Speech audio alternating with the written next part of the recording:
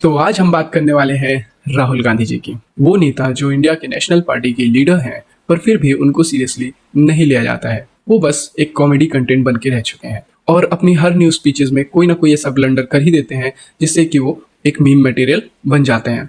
तो आज हम यही जानने वाले हैं कि राहुल गांधी के बर्थ चार्ट में ऐसा क्या है, क्या प्रॉब्लम्स है जिसकी वजह से उनसे ये सब गलतियां होती हैं, कि वो most of the time immaturely बातें करते हैं और वो सिली मिस्टेक्स करते हैं।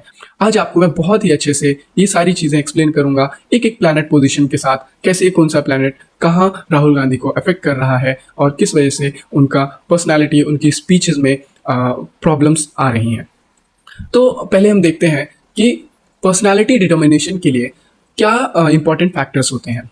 अब पहला इंपॉर्टेंट फैक्टर होता है लगना हिमसेल्फ, यानी कि फर्स्ट हाउस। अब फर्स्ट हाउस इंसान की पर्सनालिटी को रिप्रेजेंट करता है। अगर आपका फर्स्ट हाउस स्ट्रांग है तो आपकी पर्सनालिटी भी स्ट्रांग होने वाली है, आप फिजिकली मेंटली स्ट्रांग होने वाले हैं। देन जिस तरह से लगना इंपॉर्टेंट है उसी तरह से लगना लॉर्ड भी इंपॉर्टेंट है for the same purpose. Moon भी इंपॉर्टेंट है क्योंकि मून रिप्रेजेंट करता है माइंड को, एंड माइंड से ही तो पर्सनालिटी का डिटर्मिनेशन होता है। सन भी यहाँ पर कुछ हद तक अपना रोल अदा करता है क्योंकि सन रिप्रेजेंट करता है आपके ईगो को, आपके इगोइस्टिक पार्ट को, आपके सोल को रिप्रेजेंट करता है। तो आपकी इनर फीलिंग्स को सन रिप्रेजेंट करता है।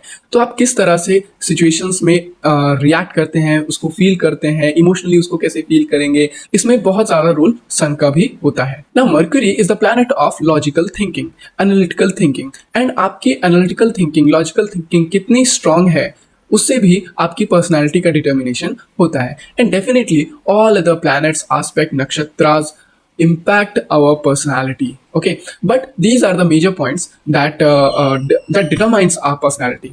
So we are going to look into these points. Now another point is speech का determination कौन करता है। तो speech के determination के लिए second house में देखना बहुत ज़्यादा ज़रूरी है, because second house is the original house of speech, how you speak, how you communicate to the people. Okay, and then obviously लगना इज इंपॉर्टेंट, बिकॉज आपका अगर पर्सनालिटी, आपका लगना स्ट्रांग है तो आप बोलने में भी कॉन्फिडेंट होंगे, आपको पता होगा आप क्या बोल रहे हैं। एंड सिमिलर रीजंस के लिए लगना लॉर्ड भी। एंड देन अगर आप मून की बात करें तो again moon is mind, so mind से ही तो आपके थॉट प्रोसेस होते हैं कि आपको क्या बोलना है। And Mercury again I said ना कि it is the planet of analytical thinking, logical thinking. So without analytical and logical thinking and reasoning you won't be able to give a good speech, आप एक अच्छी speech नहीं दे पाएंगे। And obviously मैंने यहाँ भी लिखा है कि influences and energy of other planets, because सभी प्लैनेट्स का, सभी नक्षत्राओं का किस तरह से प्लेसमेंट है, बेशक थोड़ा सा ही इम्पैक्ट हो बट होता सबका है। कोई भी ऐसा प्लैनेट नहीं है, कोई भी ऐसा नक्षत्र नहीं है, कोई भी ऐसा उपग्रह नहीं है जिसका असर आपकी पर्सनालिटी एंड आपके स्पीच, आपके बिहेवियर में ना हो। सो बस ये है कि these are the majority of the factor, these are the factors that determines your 70-80% of your personality. तो आपका 70-80% यही फैक्टर्स डिटरमाइन करते हैं। तो आइए मैं दिखाता हूँ आपको कि एग्जैक्टली क्या प्रॉब्लम्स हैं राहुल गांधी के चार्ट में, जो कि उनकी स्पीचेस इस तरह से फैक्चुअली रॉन्ग होती हैं या फिर फनी हो जाती हैं, एंड अल्टीमेटली वो एक नॉन सीरियस लीडर निकल के उभर के आते हैं। तो आप देख सकते हो कि राहु सेकंड हाउस में बैठा है। सेकंड हाउस स्पीच का हाउस होता है। स्पीच के हाउस में राहु का बैठना, अब राहु का कारक क्या है? Rahu is karak of lack of clarity. Okay, Rahu is fog, Rahu is confusion, Rahu is doubt. So these are the certain characters of Rahu, and आप देख सकते हो कि ये सारी क्वालिटीज उनके स्पीच में रिफ्लेक्ट होती है। इसमें मैं और भी पॉइंट्स ऐड कर सकता हूँ बट वीडियो को लंबा नहीं करना चाहता हूँ, so that's why I am just sticking to the main and basic points जो कि राहुल गांधी के चार्ट को इम्पैक्ट कर रहे हैं। ओके, सो नेक्स्ट पॉइंट यहाँ पर है कि सैटर्न का डेबिलिटेटेड होना in the Aries sign. Saturn जो है वो लग्ना लॉर्ड है और सैटर्न डेबिलिटेटेड है। अब लग्ना लॉर्ड अगर डेबिलिटेटेड हो जाए तो डेफिनेटली वो पर्सनालिटी के लिए एक प्रॉब्लम तो बनेगा ही, पर्सनालिटी को इम्पैक्ट करेगा, पर्सनालिटी स्ट्रांग उभर के नहीं आएगी। And Saturn is a planet of discipline, seriousness, and serious planet है एक Saturn. And when Saturn is debilitated, guess what happens? So उसका उल्टा ही होगा। This person will be known for non seriousness and no discipline, so such kind of things. And ultimately because वो personality को impact करेगा तो speech को भी वो डायरेक्टली इम्पैक्ट करेगा ही, because lack of confidence comes when your lagna lord is debilitated.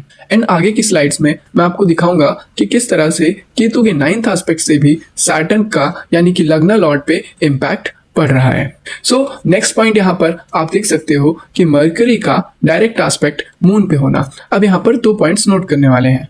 पहला पॉइंट, मून डेबिलिटेटेड है। Moon, the mind itself is in a debilitated state. अब आप देख सकते हो कि लग्ना लॉर्ड भी डेबिलिटेटेड है एंड मून भी, यानी कि जो माइंड है वो भी डेबिलिटेटेड है, और उसके ऊपर भी मरकरी जो कि मून का एनिमी है वो डायरेक्ट एस्पेक्ट कर रहा है मून को।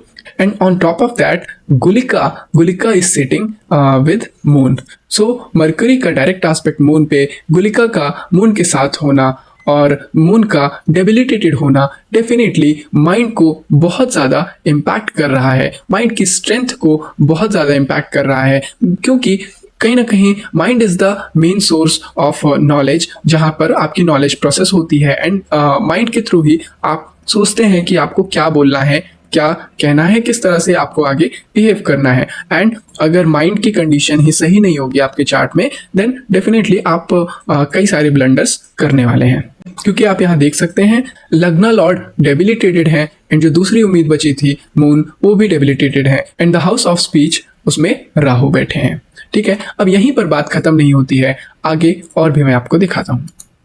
नेक्स्ट यहाँ पर पॉइंट आप अगर नोट करेंगे तो मार्स का 8th एस्पेक्ट है लग्ना पे।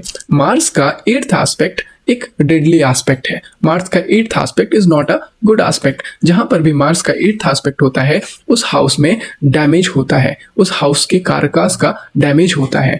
फर्स्ट ऑफ ऑल आप देख सकते हो कि मार्स का 8th एस्पेक्ट किस तरह से लग्ना को डैमेज कर रहा है। मार्स का 8th एस्पेक्ट लग्ना में, यानी कि पर्सनालिटी में सडननेस लेकर आता है, सडन बिहेवियरल चेंज लेकर आता है, सडन थॉट चेंजेस लेकर आता है। And 8th aspect also represents the death of certain things, death of certain qualities of that house. So lagna की सर्टेन क्वालिटीज की डेथ यहाँ पर हो जाती है।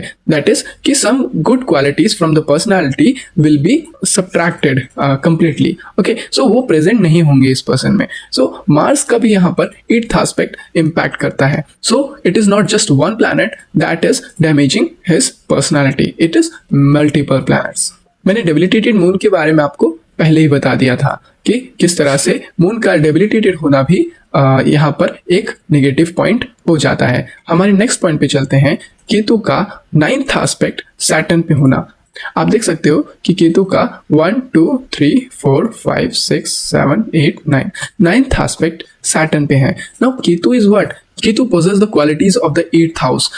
It is like the 8th aspect of Mars. So Ketu is again imposing the qualities of 8th aspect of Mars on Saturn, who is Lagna Lord. सो लग्ना Lord को again उन्हीं energies से इम्पैक्ट किया जा रहा है जो कि मार्स की 8th एस्पेक्ट की एनर्जीज थी।